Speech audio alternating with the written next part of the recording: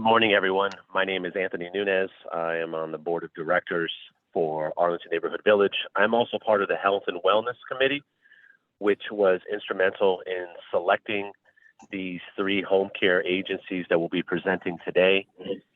I want to give you a little background on how we arrived at this moment with these 3 home care agencies. Several months ago, we looked at the preferred provider list, as Anita was mentioning, that goes back to previous years, and we wanted to update it.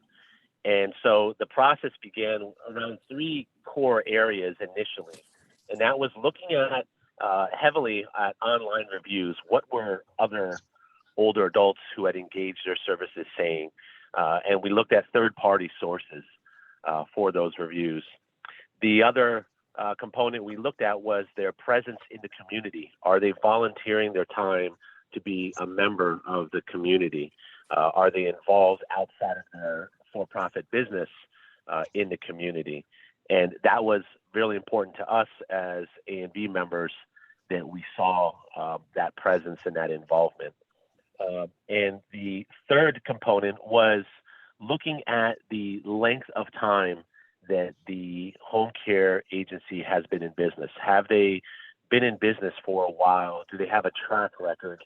What does that track record look like within the business and also outside of the business? And looking at kind of personal references was also key. And having known some of these home care agencies for some time myself, it was really important for me to bring ones to the table that could be trusted, that could, we could look at as A&B members and really feel comfortable putting them on a preferred provider list. We then proceeded with having them on the Health and Wellness Committee as a group and further vetting them by interviewing them, having them present and go over materials and be able to ask them questions. After that point, we had finalized our list, and we're very pleased to present you these 3 preferred providers as a way to narrow down your search when looking for a home care agency. So that is all I want to kind of add at this point. I'm very pleased to hand it over to the 3 home care agencies that we have today. And I believe, Anita, this is your final meeting, and Cheryl's kind of taking over. So it's kind of a sad moment to see Anita, kind of end her tenure here, but we're happy for her and excited for Cheryl taking over. So thank you.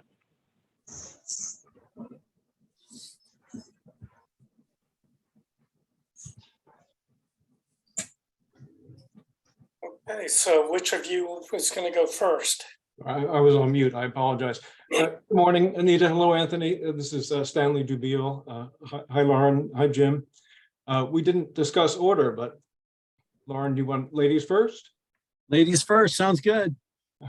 I think we're just thanks, Stanley. It's nice to see all of you. Thank you so much. It's such an honor to be here. I'm Lauren Perea. I'm the Director of Business Development for Synergy Home Care of Arlington. My owner of the agency, Mitchell Paskey, is on vacation, so I am delighted and honored to step in for him and represent our agency. Synergy of Home Care has been in business for 15 years, and I know, Anthony mentioned the importance of being involved in the community, and that's always been a top priority for us, as being just an extension of a neighborhood, and being local, very important. I think, when you're looking at home care, we're going to go down this road in a little bit, but, it's really important to look at the owner and sort of how they're guiding their team and really genuinely caring about not only their team, but the people they're going to be providing care for. I think that's a really important key. And I'm not the owner, so I can say this. But I know Anita wanted me to mention a little bit about my background when we were on earlier. So I've been working for quite a few years, and I'll probably be, who knows, joining your neighborhood one of these days. I can qualify with my age. But I started many years ago in business development and customer service with Ritz-Carlton hotels. And really, it was all about customer service. And that's something that I've always found to be super important. So I joined the industry. Gosh, it's been about 10 years. I was with actually another agency, which was on your previous list, Old Dominion Home Care, who is no longer in business, but now I'm very honored to be a part of Synergy, whom we worked very closely with in the past. And again, it's all about customer service, and really we pride ourselves on that. And, I know that Mitch is very involved. He always goes to every assessment when he's not on vacation, when he's meeting with the family, along with our director of nursing, who has over 35 years as a nurse. And I think those are just two really key things that are important to share about our agency. So thank you again, and I'm happy to pass the baton. I don't know which gentleman wants to go next. Stanley goes next. Go for it, Stanley. Save the best for last, right, Jim? Thanks, Lauren. Thanks, Jim. Anita, thank you very much for asking me to speak. And first and foremost, hello, everyone, and thank you for considering us and choosing us for the list. It really is our honor as Home Instead Senior Care. Sarah asked me to introduce myself and introduce the company. So again, my name is Stanley Dubiel. I'm one of 3 owners of Home Instead here in the Northern Virginia area. We provide care within Arlington and the surrounding areas. Who we are, we're a team of caregivers that are out in the field that are providing care to our clients, to aging adults, to seniors who need some help to remain independent and safe within their homes. We're also an office team, including a nurse that provides the support for the caregivers, for the families. And then there's the ownership team, again, of which I'm a member, and we orchestrate all 3 across the board. We're also, Home Instead is part of a global network of about 1,200 offices, and that network supports us as owners. And they're also very engaged nationally and internationally in advocating for change and improvement in the aging process to improve overall the quality of care that is provided to seniors. We have owned this office, this Home Instead, for the past going on 15 years. The office itself, this office has been open for 20 years. My background, my partner Steve and I and his wife Karen, who are the other 2 owners, have known each other for about 25 years or so. We worked in a different field, providing research to pension funds, such as teacher pension funds and other public pension funds, to advise them on how to improve the investments they had within their pension funds, with the idea of looking out for and protecting their interests. With that, Jim, do you want to take over? I understand the next role after introductions is to talk about the three main topics. So yeah, so thanks, Stanley. So Jim Lindsay, our company is called ACC Family. We have been in business for 29 years, 29 and a half. So we're going to have a 30th anniversary this year. We're a family owned and operated private company. So we are I'm one of the owners and I'm the family member. I was the first and only employee way back in 1994. And so I've been doing this for a long time. Before that, I was in a ministry position. So I'm a musician. So I was doing music and ministry in churches locally. And then while I was in seminary, we decided to start a home care company. And so that's been my background. I still am active in ministry in the area and sub in for a lot of pastors or youth pastors or music pastors as they need. So I'm sort of the vacation guy for a lot of folks locally on Sundays. But we've been doing this for, as I mentioned, 29 years. We're a family owned company. So we don't have we're not a franchise. We're just our own company.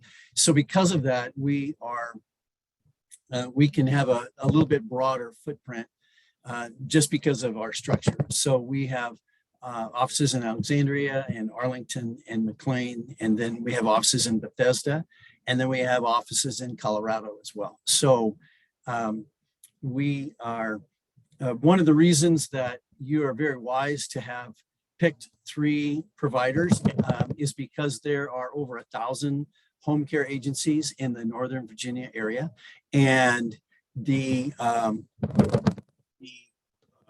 fact is that it can be overwhelming for anybody that's trying to find a reputable home care company. So you're very wise to pick 3, and other villages have done the same thing after many years of experience. And so other villages have a preferred list and they just narrow it down to 3 or maybe 4. And I'm happy to say that all 3 of us are also preferred providers for other villages. So we have been working together for a long time. We know each other well, and you have a great backup for all having us 3 as preferred providers. So, and again, we know each other, we work together, and we've been around for a long time doing and serving the community. So with that, let me jump in. We had 3 basic questions. What is home care and how's Before it you do, Jim, when you get a chance, can you put your name and the name of your company in the chat? Yeah. So that everybody can write these down and know who it is that we're hearing from. Yeah, I'll be typing and talking at the same time, which is And if we could have Lauren and Yeah, Stanley they do already have. your websites, contact info. This is Okay. going to be on the ANV websites and distributed, I believe, but that's health and wellness. We'll see.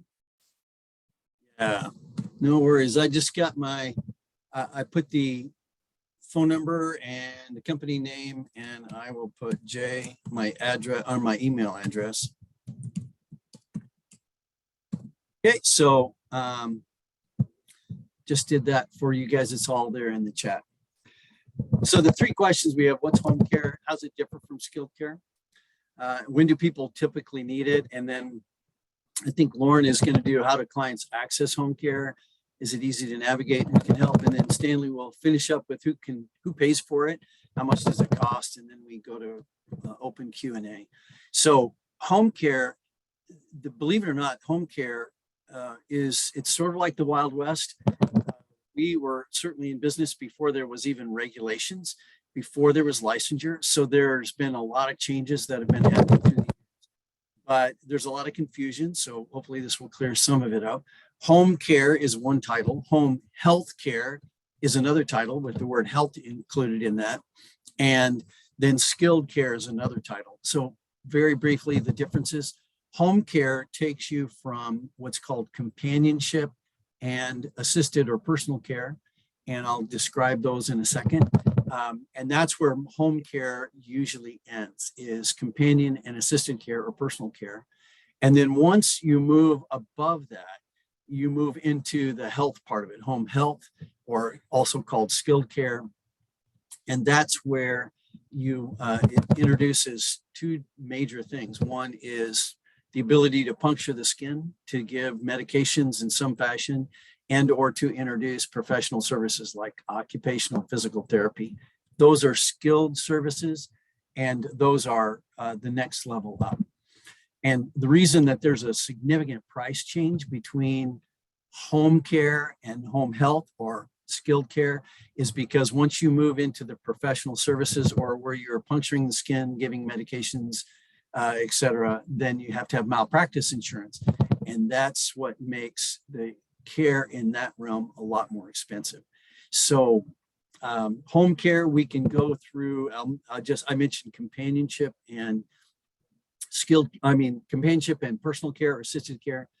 What that means in companion care means that you can do anything that a family member would do: laundry, cooking, cleaning, assistance, going to the grocery store, writing letters. Those are all companion activities. And then if you move to personal care or assisted care, that's where you get into bathing, toileting, dressing, ambulation, transferring. And the basic way that I think I found it helpful to describe it is years ago, the Commonwealth of Virginia Jim, said, if I could interrupt for just a second, we're occasionally hearing a thumping or a knocking sound. oh, good. Okay. What that is? That's good for me to know. I'm probably hitting something on my desk. Okay. So Right. Thanks. yeah. So the difference between, or the way I've described it to others, is that several years ago, the Commonwealth of Virginia, as well as most states across the nation, they said, when you take off your clothes or when you are going to be injured, we need some sort of licensure. And so they created licensure around taking off your clothes and or where injuries occurred. So think of taking off your clothes, bathing, toileting, dressing. Those are places where you're going to disrobe. And the state said, hey, we're going to need to have some regulatory involvement with people that are going to be that personally involved. And then the other one is where you get injured. And transferring is going from one mode to another, a bed to a floor, maybe a bed to a commode, or usually the one that happens most is a wheelchair to a car. Those are transfers. So they said, if you're going to do transferring, you need to have somebody that knows what they're doing. And the last one is ambulation assistance, where you fall down. And so the Commonwealth of Virginia, as well as Maryland and other states, said, involved in those areas, those activities of daily living, we want to have some regulatory fingers in there to make sure people are doing the right thing. So in companionship, you don't have to be licensed by the state to do companionship. But if you're going to do bathing, toileting, dressing, ambulation, transferring, then you have to be licensed by the state. And so that's where all three of these agencies, we exist in that licensure mode, and we get inspected by the state, and we follow all the regulatory provisions. And the reason that is important for the village is that there are a lot of agencies in the Northern Virginia area that look and smell just like everybody else, except they only do companionship. And there's really no way to know if they're licensed or not until you contact them. So that's why it's very wise for the Arlington Neighborhood Village to have vetted some agencies and then make sure they do the services that are most helpful to the village. So that's the difference. The skilled care then moves into occupational physical therapy, speech therapy, puncturing the skin with medications, etc. And so I will mention that home care, we can help with medication, depending on the agency. You can help with medication management, meaning our nurse can come and distribute the medications for somebody if that's a needed service. We can help you take your medicines. We can, even down to if you are cancer and you have your end of life hospice and you have morphine, we can help you distribute the morphine into your tongue, underneath your tongue, but we can't take it. We can't take medications out of a bottle. That's where they draw the line. So that's where you enter into skilled care is a lot of medication compliance issues, and they want skilled care agencies are going to do medication stuff. We can do feeding tubes. We can distribute medication into a G tube and do feeding. But there's a lot of, once it goes to drawing medication out of a vial, drawing medication out of a bottle, you need to have a nurse to do that. And then when do people typically need it? Usually people are going to come into home care after they have been through a hospitalization. You go to the hospital, let's say you break your hip or you almost, something happens, we call it a triggering event. You'll go to the hospital. Usually the hospital sends you about 20 days of skilled care that's covered under Medicare, and you'll get some skilled care services. And then they basically say, hasta la vista, babe, and you're on your own. And that's where home care comes in. And so we usually follow up with hospitalizations or just somebody that needs extra help or is no longer feels safe in their home. And that's often where home care comes in. That's a lot of words. So let me pass it over to Lauren, and you can take it from there, Lauren. Well, thank you, Jim, and thanks for giving out that helpful information. And if anybody has any questions, please don't hesitate to put it in the chat, and we can Yeah. address questions now from him or at the end. I don't know, Anita, how you would like to do that. Do you want to do questions now from Jim or hold them till the end? Well, we don't seem to have any questions right now, so. Okay, moving on. All righty. Well, thank you. So the next question to address is, how do clients access home care? Great question. Well, the great news is that you have 3 of us right now that have been suggested for you as your preferred list. So you can reach out to any of us or all of us to just find out about home care if you want on the side or when you think you're going to need it. Typically, we'll do some kind of a phone screen just to make sure that we feel like we're going to be the right type of service for you. And then from there, if we do feel like that, then we will set up with you a time to come meet with you in your home. If it's for you personally and your loved one is there, we'll meet you in your home, talk to you a little bit about where you are and how we might be able to help you, and discuss a schedule with you, what you're kind of looking for in that area, certainly the cost. And then we will bring our director of nursing with us, who will also discuss your healthcare and your healthcare plan.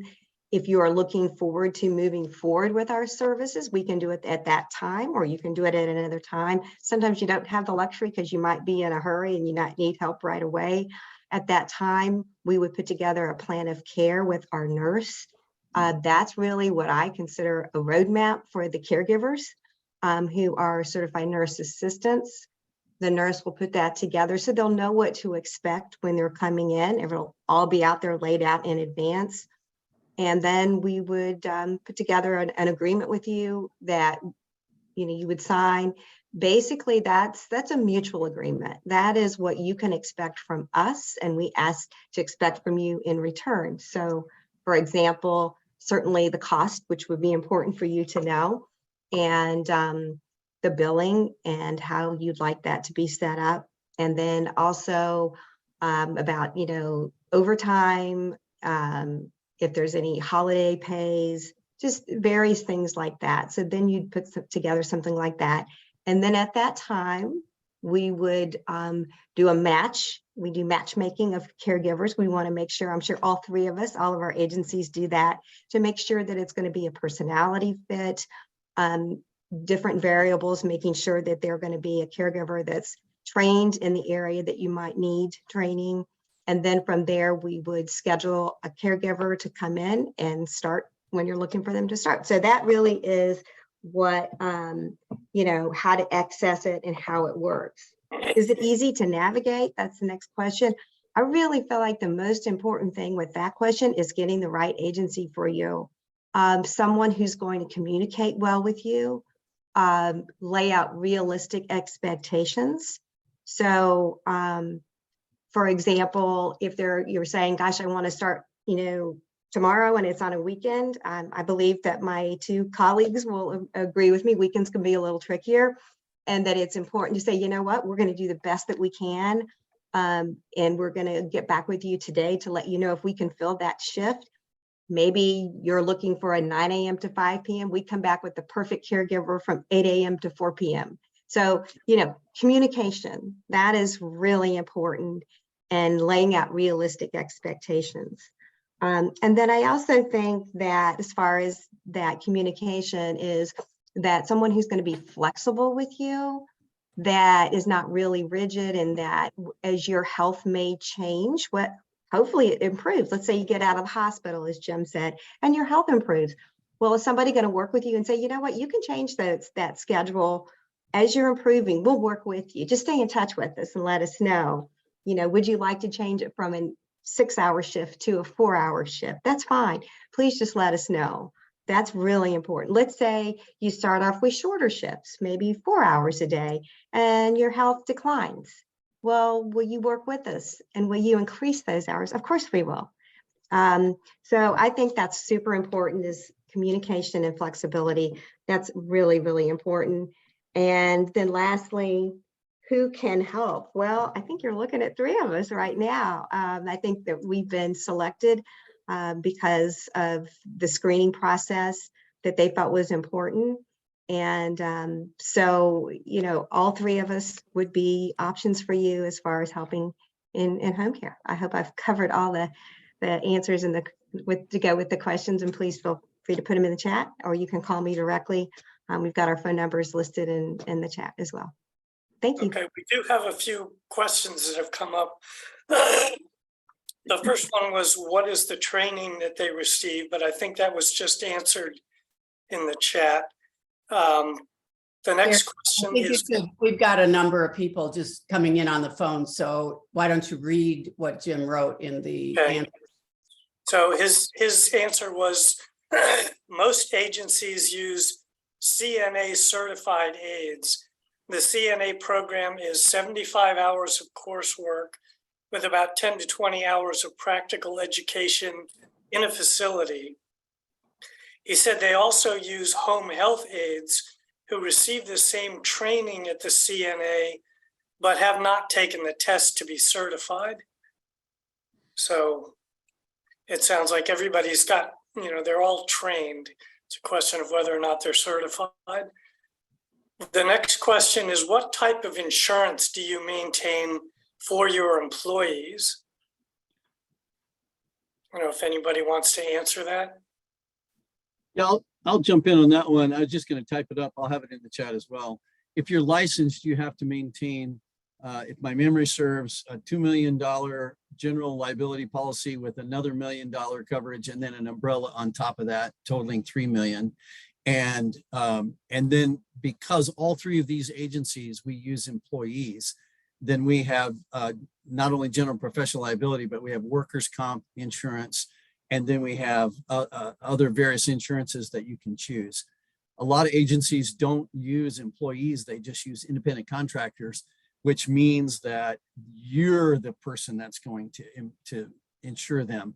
And we hit that a lot, that a smaller agency is using independent contractors, and something bad happens in the house, usually in the bathroom or on the stairs or in the kitchen, and then there's an insurance claim, either try to do under your homeowners or some other version, and the insurance companies go, we don't cover that. And the agency says, well, we don't cover it, they're not in our employees, and you have to pay.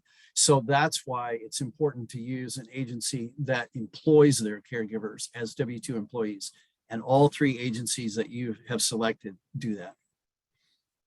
Okay, next question is, what is the cost of licensed care, and is ANV available to provide guidance on need and insurance coordination? I think Stan, that's my topic, actually. Yeah, is the cost of care. So thank you, Jim. Thank you, Lauren. To Jim's point about knowing each other, the 3 businesses and owners knowing each other, I just want to build on that, Jim, and say that, and Lauren, I oftentimes when folks call and are looking for care and they ask me who I would trust, I often refer to trusted companies, and Lauren and Jim are 2 of the companies that I refer to. And if I had a loved one that needed care, I would happily refer both of them. So on to costs associated with care.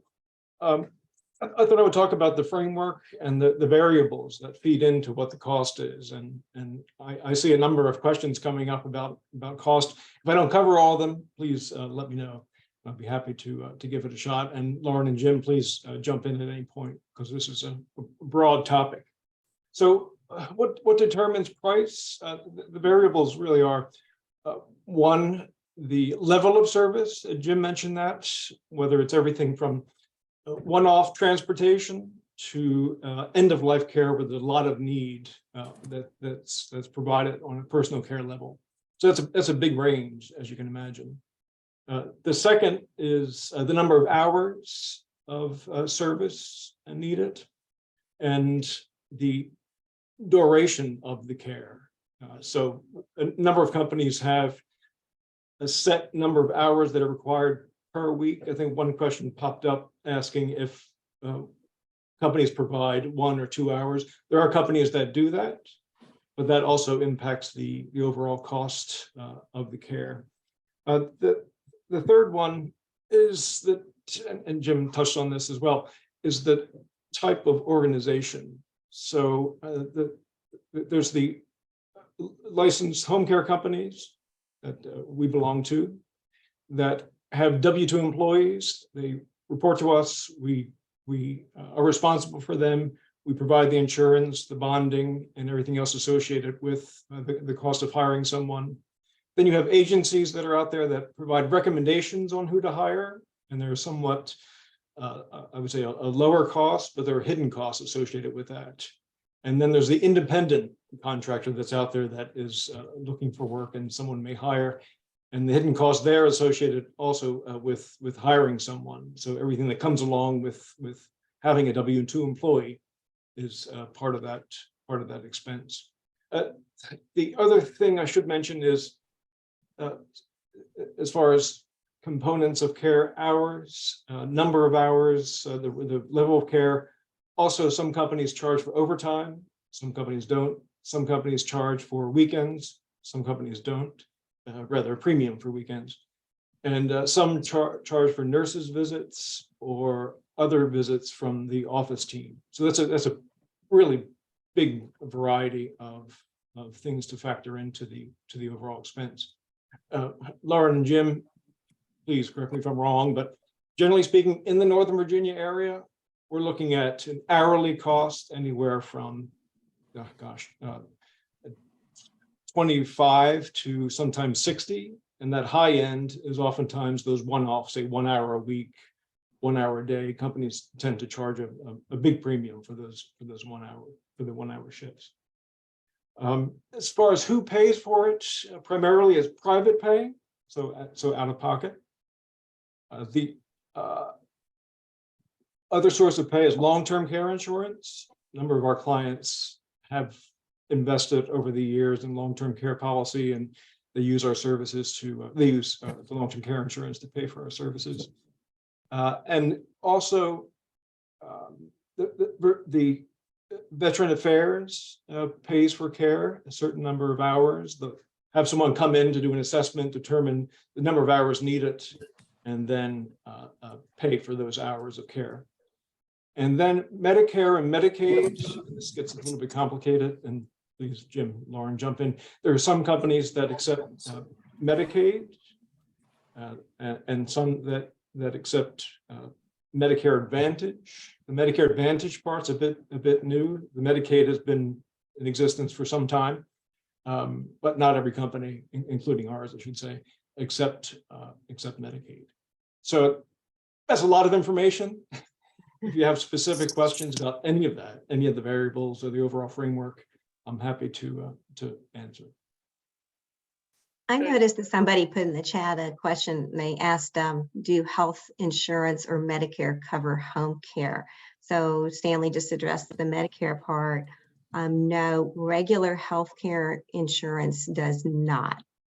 So long-term care insurance, as he mentioned, would, but just regular health care insurance, unfortunately, does not. The way I describe it to other people is the health care system in the United States, as well as other countries, is episodic in nature. And what that means is they fix you in episodes. So if something happens, you go to the hospital, they fix you up, they send you to rehab, they fix you up, they send you home with a little bit of home care, they fix you up, and then that episode is over.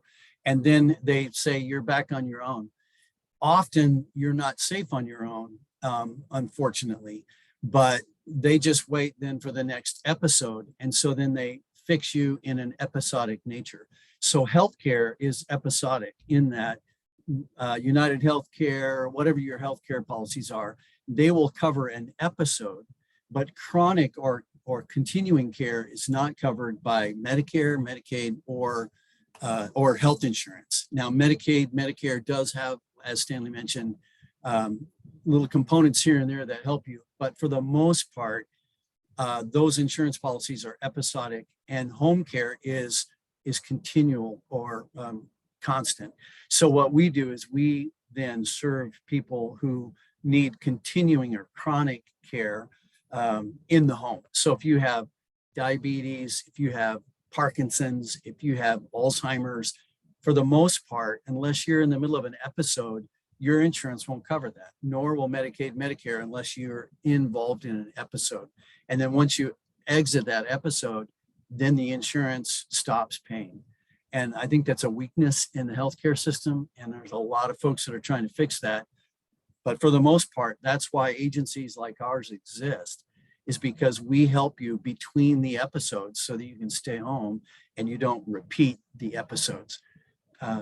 A brief stat is that some 80% of all Medicare expenditures happen in the last 2 years of a person's life as they go from episode to episode to episode. And what home care does is we step in and stop that cycle, and we allow you to stay at home safe, to get food, to get your medicine, to get everything, so you're not repeating this cycle of going back to the hospital and getting worse and worse and worse. So that's the value that we bring to the market, is we stop that cycle and we let you just live your life instead of bouncing back and forth from the hospital. I think one of the misconceptions is that with, for example, a Medicare product or service such as home health or even hospice, when an order is required from a physician to start those services, a lot of times people think that they're going to stay. That's a big misconception. So like a home health aide will come in, or a therapist, and they think, well, they're just going to stay, or even hospice, they're going to stay. No, they go in, they address the episode, just as Jim said, and then they leave. We are the glue that is in between. Our caregivers stay and help to keep people safe and comfortable in their homes. So we're there for the longer term. A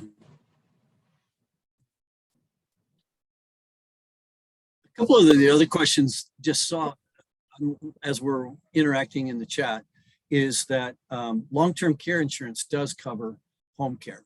Mhm. So all three of us help you with the long-term care insurance policies. And if you have long-term care, bless you, because that does help immensely. The beauty of the three agencies that you have selected, is that we help you with the filing requirements of long-term care. So bottom line, an insurance company, as you guys know, they love to take your money, and then they're pretty stingy on when you want it back. And so a long-term care policy will require what's called a daily visit sheet or a daily progress note, or there's all sorts of names for it. But in order to get reimbursed from a long-term care policy, you have to show a visit sheet or some documentation for every shift that occurs. And so that can be an overwhelming paperwork burden on people that have long-term care insurance. And all three of our agencies will assist you by filing a lot of those papers. And it's a huge gift. We've got clients that go, hey, I'll do that myself. And we go, oh, okay, well, we're here for you. And they do it about 2 months, and then they go, okay, never mind, take over this thing for me. But because we work with long-term care insurance, we do it very seamlessly. And that's another distinction that Anthony and the committee has selected agencies that help with that, because that becomes very burdensome over time.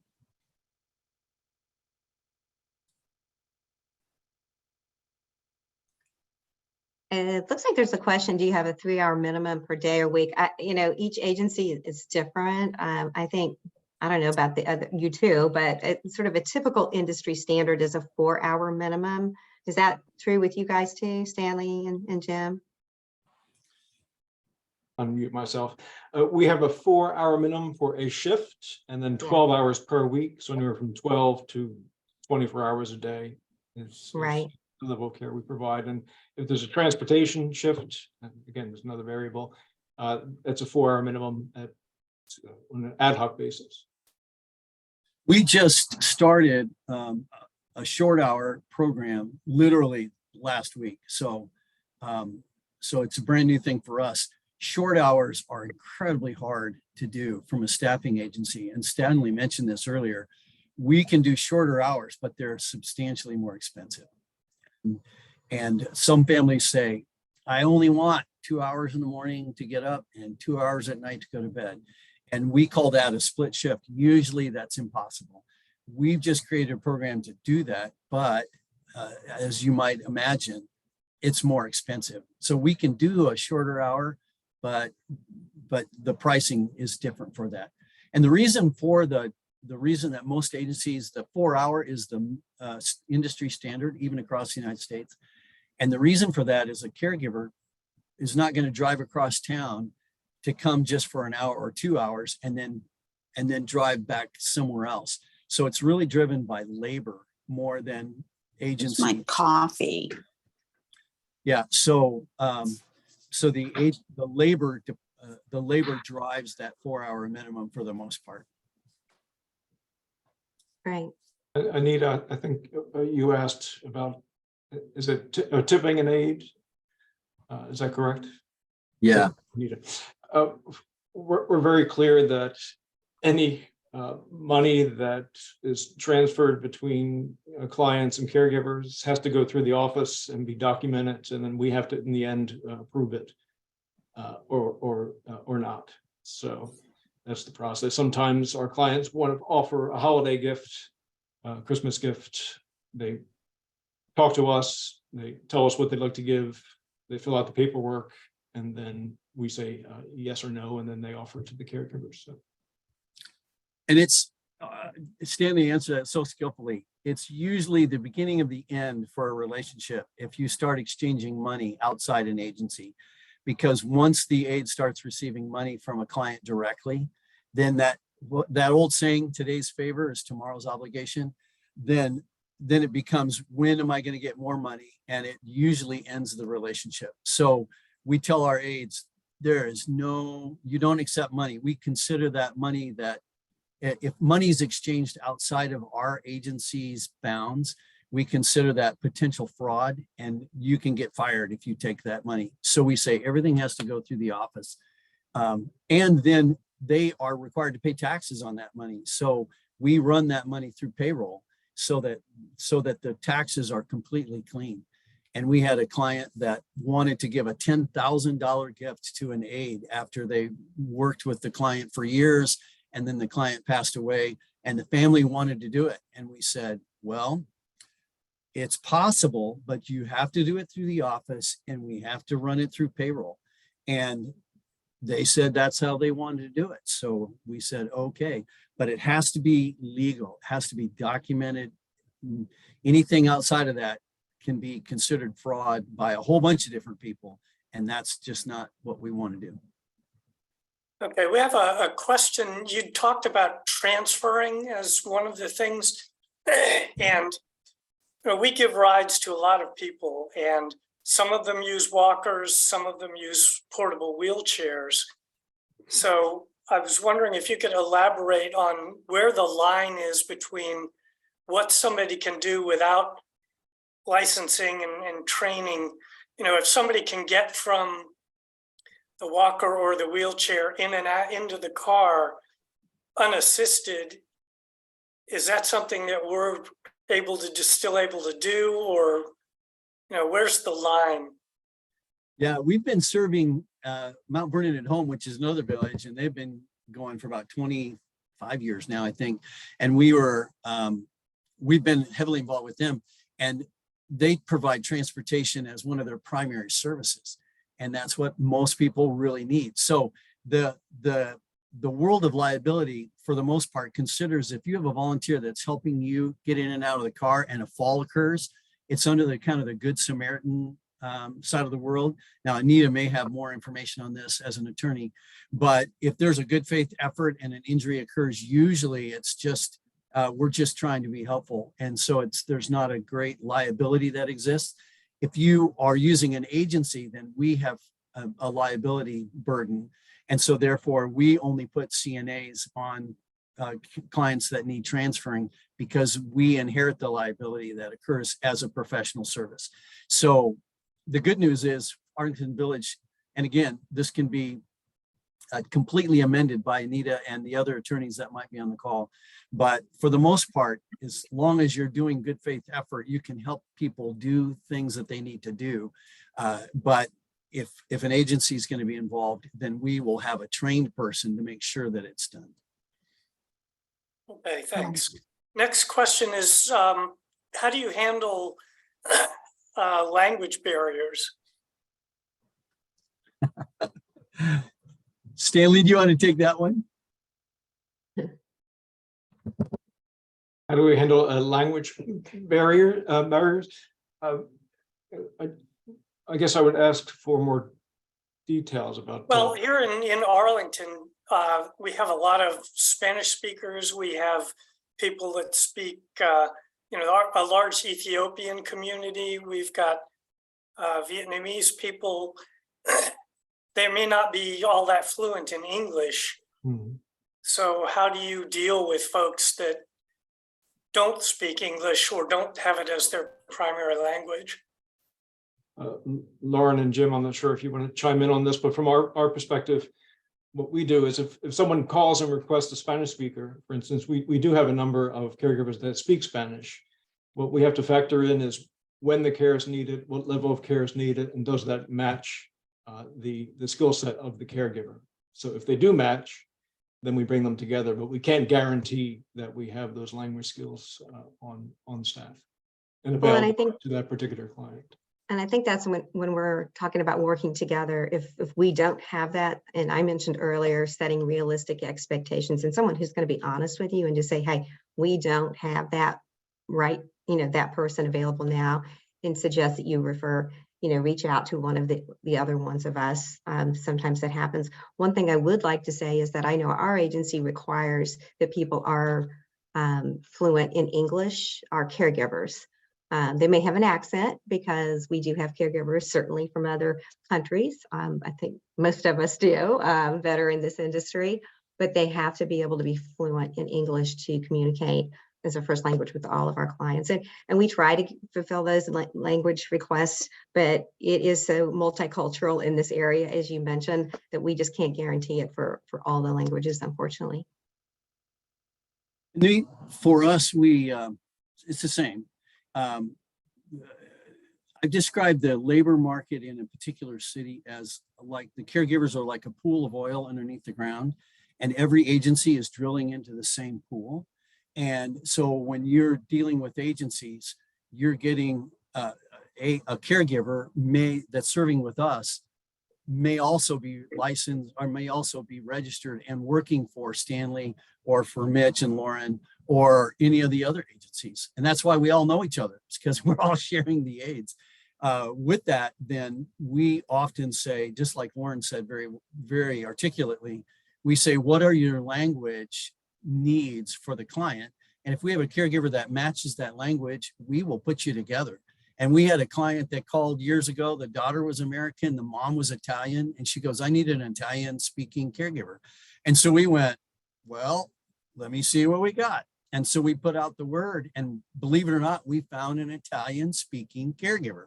And we set them up, and they were completely happy with each other. But that Italian speaking caregiver may be in somebody else's employment opportunity at the moment. So we had an example where we said somebody needs to speak German. We didn't have any German speakers. So that's where we get in touch with Lauren or Stanley and say, hey, do you guys have anybody that speaks German? And if they do, then we'll switch it over to the other agency. It's whoever can meet the needs of the client best is what we do. Okay, we're closing in on 11 o'clock. We've got about 7 more minutes. So we've got a number of questions. One of them is, how do the home care workers coordinate services with a family caregiver or other family members? I'm happy to speak to this. Well, if I understand correctly, we as an office team, we coordinate with the families and the caregivers to provide the overall care. So we may have a daughter or son living at home with our client. They may provide the care overnight. We communicate with that loved one via the caregiver. The caregiver calls us, we gather information, then we communicate that to the loved one about what happened during the course of the day, if there's some special need, if there's a change in condition. So it's the hub of communication is our office and our team here in the office. There was a question about can I request a different aid, Anita? I think you asked that. I'll be very brief in this. Yes, you can. And we don't wait for someone to call us and ask us for that change. We proactively call them after the first shift. We check in after the first week, and just periodically make sure during QA that they're happy with the caregiver and it was a good match if we work to make that match in the first place. There was a question here about providing snacks and meals. I think, Jim, you didn't quite understand what she was asking. I think she was asking, do we have to provide for the caregivers? Not the other. Yeah. Yeah, thank you. I can see that now. Almost always the generation that we serve are so hospitable that they try to treat the caregiver as a guest, and they feed them and say, you just sit down and here's a cup of coffee. And we're like, no. We're here to serve you. And so the answer to that question is no, you don't have to provide anything. Our caregivers are coming to your house fully prepared for their shift, including the food. Now, if they're in a live-in situation, that's different, because in a live-in situation, if an agency provides that, the food, room and board is a part of the agreement that you have. But for the most part with shifts, we tell the caregivers, you're feeding yourself, you're doing everything yourself. You don't expect anything from the client. And so then we come and serve the client, and we're hospitable to you instead of having you trying to be hospitable to an aide. I do think there is a differentiator between that and the gifts and the money. This one is a little more optional. If you want to do it, you don't have to run that through the office. If you feel uncomfortable eating in front of the caregiver or drinking coffee, it really falls on you and your level of comfort, and of course making sure, number one, that the client is getting the care they need. That always comes first, right, Jim and Stanley? But and sometimes people might have a caregiver drive them to a restaurant. Maybe they want to get out and go to Chick-fil-A or wherever. And if they want to treat the caregiver to lunch when they're there, great. They don't have to. So it's consistent whether it's in the home or outside of the home. Okay. Do you have aides that are specially trained to work with the visually impaired or deaf?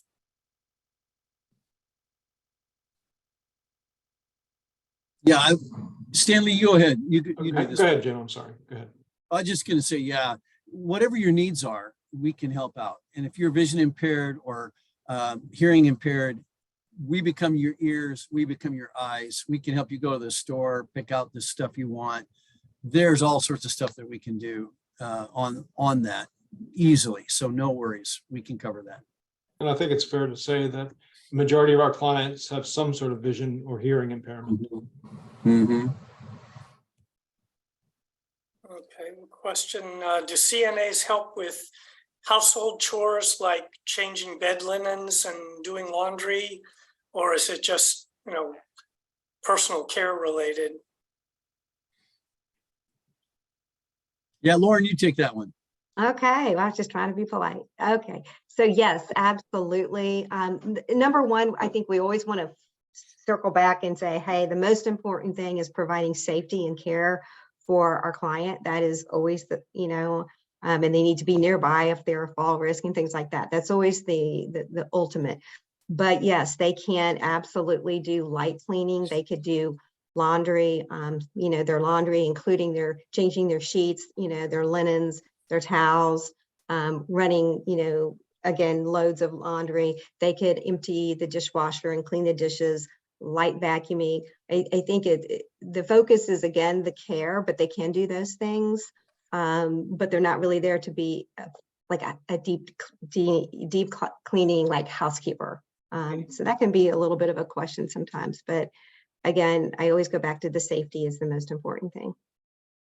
Very good. We are almost at 11 o'clock, and I wanted to give our A and V people, Maureen and Jean, or anybody else who has helped in this process, to speak about the process or if I may, just before we stop recording, want to remind everybody that these are the preferred providers that Arlington Neighborhood Village has reviewed and listed. So they are not providing any discounts or any commercial benefits to Arlington Neighborhood Village. These are independently chosen companies that really, I think somebody at the beginning said, out of the thousands of possible home care providers in our area, we as our village want to help you get started if you want these services. And these are the companies that if you call A&V's office, everybody's got that number. If you're a member or even a volunteer or friend, the office people will help you take a look at this list and talk about the companies. But today, this has been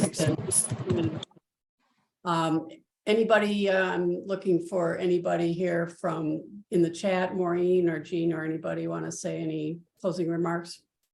Yes, I will just say this has been very interesting and informative, and I want to thank our presenters for a very interesting program. And obviously people are very interested in this and have a lot of questions. And I think it would mean that we should probably do this again sometime and have a follow-up. And thanks for everybody who organized it, participated in it. Thank you very much. With that, we'll stop recording, Gary. I'm going to say thank you to everybody for the years of fun and